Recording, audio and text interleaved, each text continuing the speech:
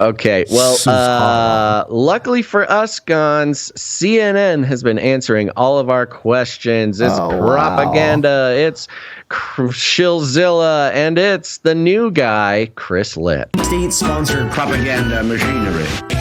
Shill. A shill for sure. Chris Litt, president of CNN.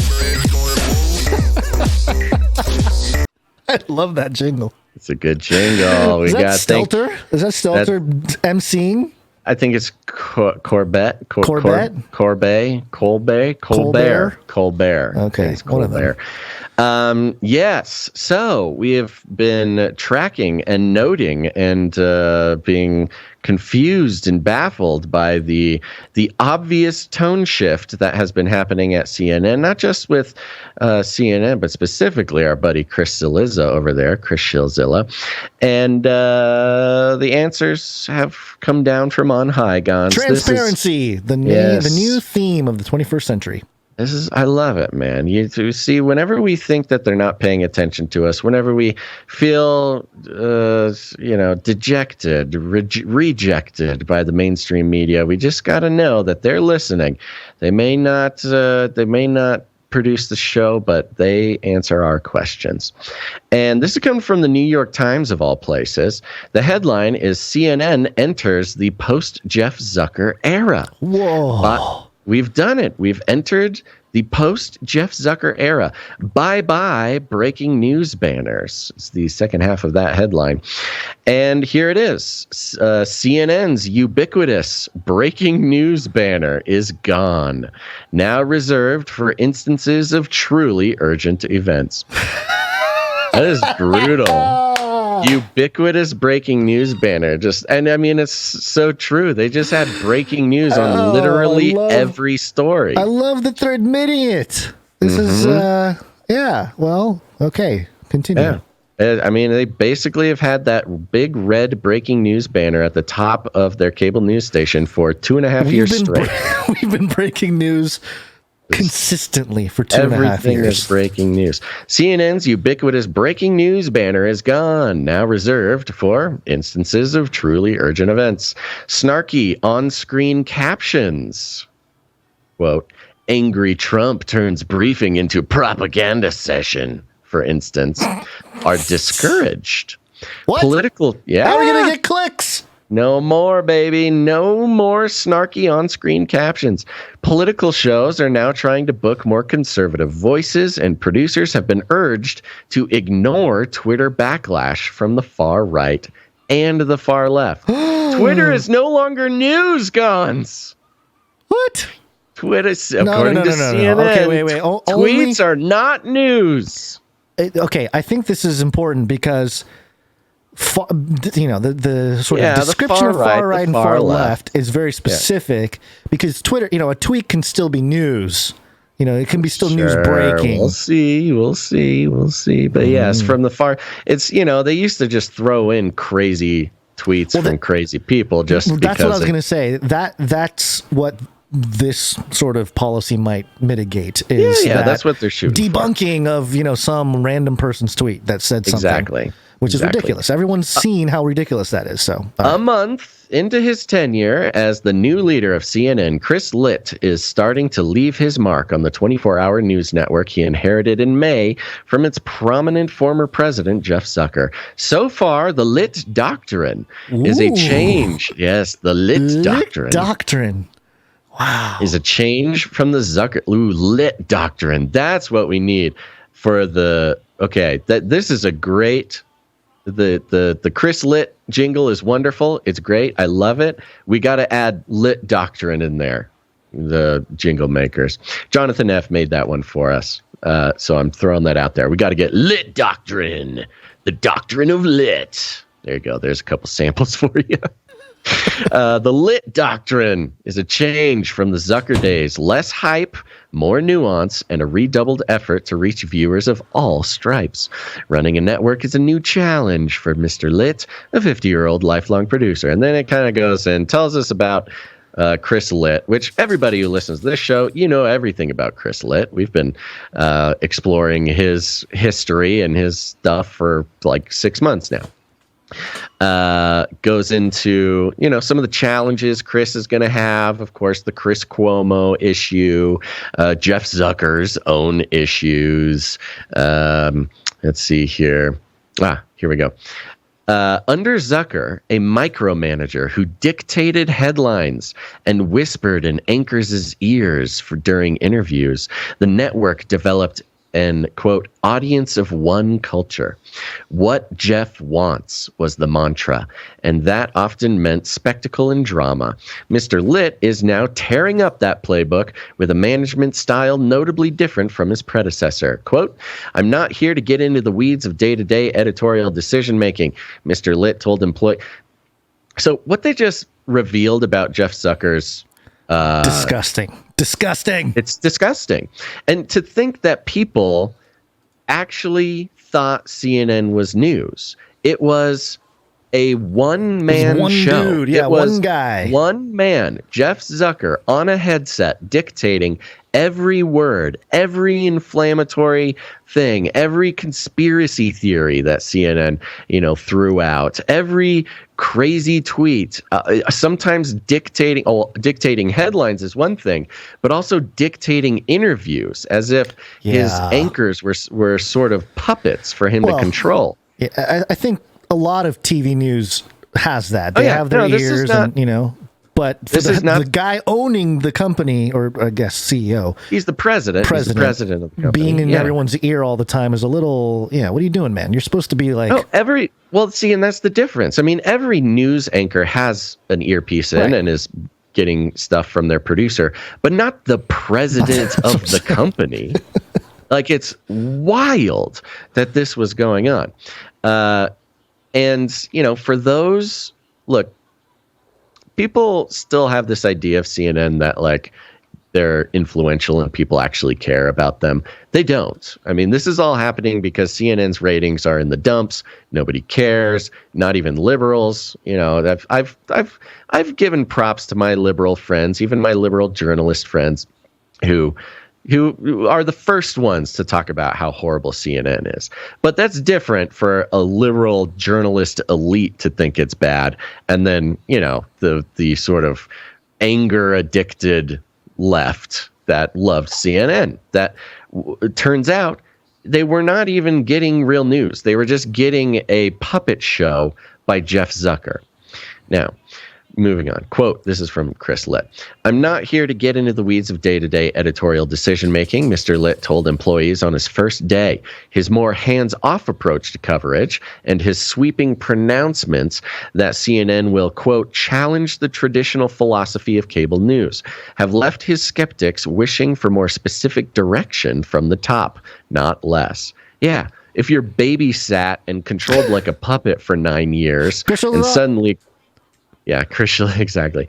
And somebody comes in and, I don't know, lets you do your job. Yeah, you're going to be a little uncomfortable. It's called codependent brainwashing.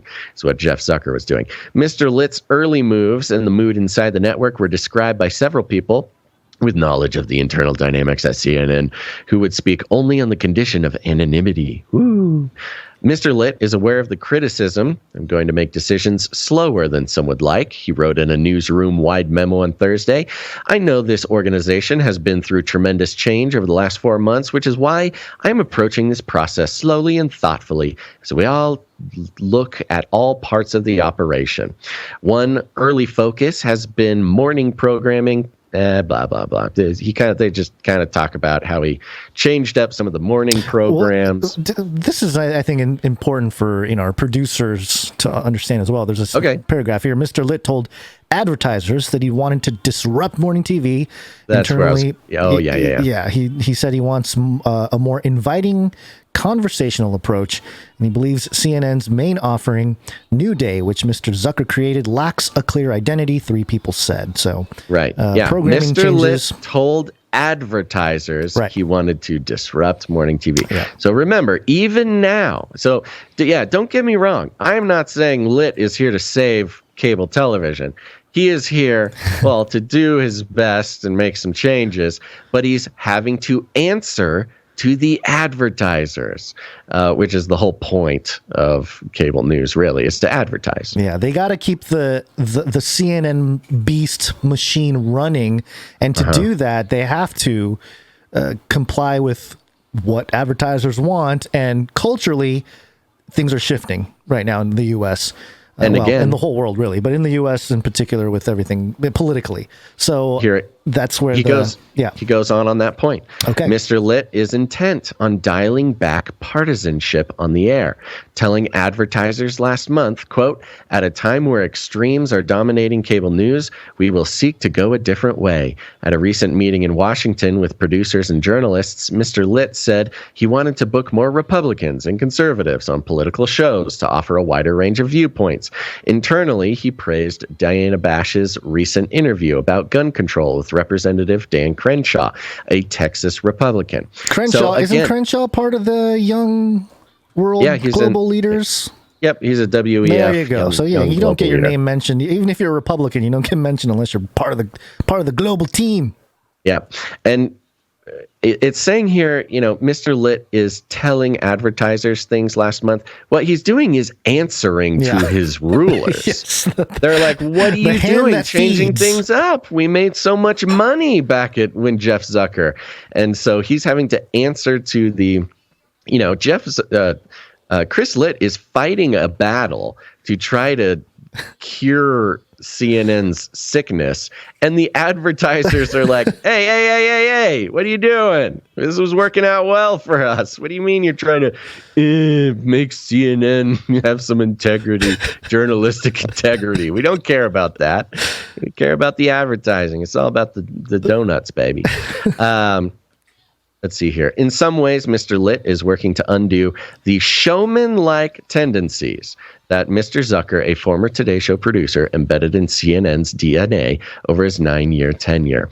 And that's where I believe that the Chris Shilzilla thing happened. Mm-hmm. The showman-like tendencies. We've been following Chris for a couple years now, and he's a goofy showman in his...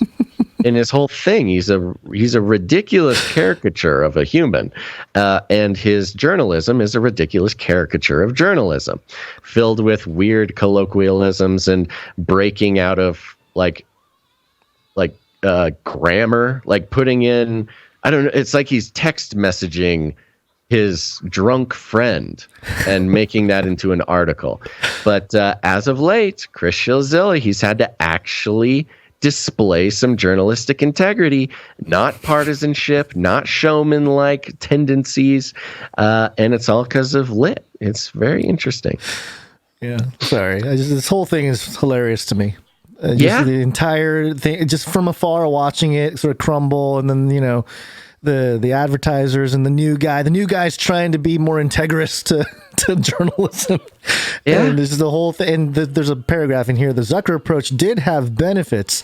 CNN enjoyed its most profitable and highest rated years under his tenure, though viewership fell sharply after Mr. Trump left office, which goes to show, hate really does get the clicks, man. Hate and fear. It's very profitable. We could have easily, and I know that personally, I think you understand it as well, Basil. Doing what we do, it would be so easy to really lean into the fear with everything. Many of our colleagues do that. Peers, maybe not colleagues. Many of our peers do exactly that. Yeah. And so we understand that part of it, but also I think Litt is trying to look at the long-term sort of trying to do a little damage control from the fallout of the Trump thing. And look at this. On-air journalism is just one aspect of Mr. Licht's new role. He also has to make sure the network makes money. With ratings down across cable, Mr. Licht has told colleagues that strengthening CNN's reputation as a fair-minded news outfit will help attract blue-chip advertisers. And there's the key, folks. Do not be mistaken. We do not think Chris Litt is some sort of savior of journalism, some sort of hero of the truth, saving us from this maelstrom of CNN conspiracy theories. No. This is all financially motivated. This is to make sure the network makes money. And, he says right here, he's told colleagues that strengthening CNN's reputation as a fair-minded news outfit will help attract advertisers. They are making this change because only now is it profitable. It used to be more profitable to report on far-right tweets and Trump and make up conspiracy theories and let Chris Shilzilla off the leash and go nuts. No. But now it's more profitable to appear you're fair-minded. You froze for a second there. Yeah, just for a second. Oh, I was just saying, it's now it is profitable to appear fair-minded as a news outfit. Right. And it goes, that's more or less the whole thing. There is, let's see here. According to a new entry in the CNN Standards Guide obtained by the New York Times, a story must qualify as, quote, stop what you are doing and watch news to secure the breaking news label. That's pretty subjective. Even then, the guide says, well, it gets less subjective. The label should only appear on screen for 1 hour unless there is an unfolding live story like a school shooting, major hurricane, or death of a world leader. Quote, its impact. Yeah, death of a world leader, huh? Quote, but still talking about the breaking news banner. Its impact has become lost on the audience, Mr. Litt wrote in his memo, adding that CNN should be, quote, focused on informing, not alarming our viewers. Hey, there you go. It's funny how there's there's like a trailing indicator. We're always sort of on the edge of things, and then things happen afterwards. Chris Litt is articulating the sentiment of the masses, right? When he's doing this. Yeah. Right. But he's doing it so late. Yeah, it's reactive. It's completely reactive. It's reactive because now, and that's how these corporations work, man. I mean, they're reactive because they stay with what's profitable, and when stuff stops being profitable, they double down, as CNN did. They double down on their strategy, and when that stops working, they go, okay, now it's time to change something, and now it is profitable. I recently went through a big history of CNN just because I was very interested in this and found some material on it. Did you know CNN was really the first real 24-hour news network? Yeah, I did know that. Yeah. Actually, I think because they were like one of the first to cable, and it started in 2003. Yeah. Do you remember what happened in 2003? Afghanistan. Invasion of Iraq. There you go. Yeah. And so CNN really, I mean, it's hard to imagine a time before CNN being CNN, Right. But CNN in 2003 became the first 24-hour news network, and they did it on the backs of televising the Iraq war.